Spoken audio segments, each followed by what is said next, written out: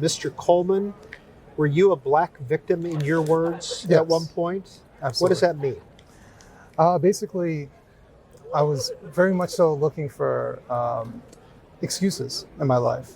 I wasn't taking ownership of certain things that were happening throughout my life. And because of that, I was failing. And it wasn't until I started overcoming these things and started changing my mindset that my life started to actually take off in the trajectory that it did. So very much so.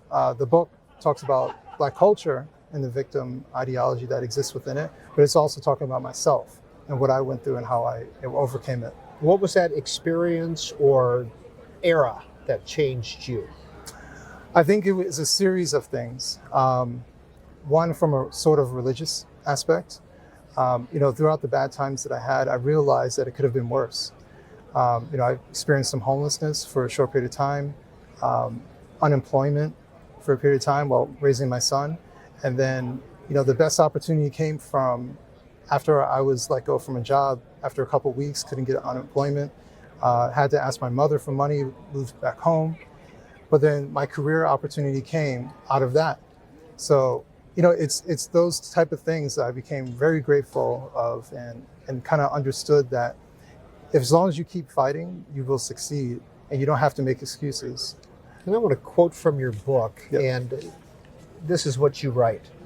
Our public relations department has failed us by denying reality and clutching onto victimhood to accrue more social currency, but it's a terrible strategy. What does that mean? And who's our public relations department?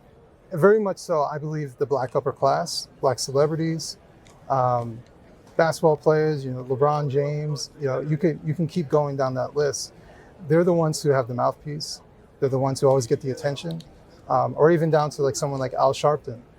He always has the attention of the world and he gets to speak on behalf of us. Whereas normal people, Black people, get to say nothing and we're ignored and everybody gets to say what they think.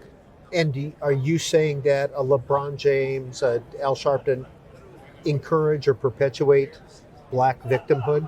Yes, and they spread a message that's hypocritical to their own lives. So for example, LeBron James said on television, talked about he doesn't know if a cop is going to wake up one day and shoot somebody, as if this is an active thing that most cops go through. Meanwhile, he's being escorted from court to court by police officers. So his entire life, he's protected by this very people that he thinks might murder him. He wants us to believe that he actually believes that. And if he does actually believe that, that's really disturbing.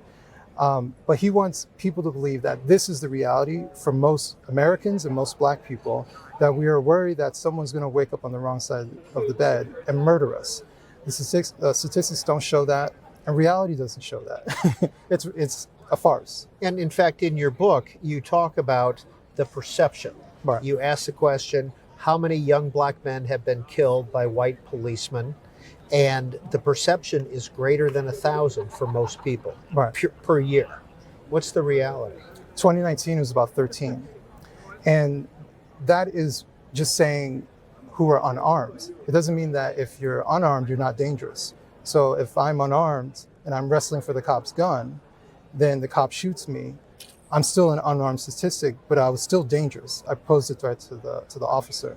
So, if let's say they were all completely innocent, wronged by the cops should be prosecuted, they should be gone after, and that's a terrible thing. But in the grand scheme of things, when you talk about millions upon millions of police encounters with all Americans, including Black Americans, and the final number of 330 million people within this country, and I don't even know the total amount for Black Americans, and you have 19, that tells me that the narrative is far more absurd than the reality.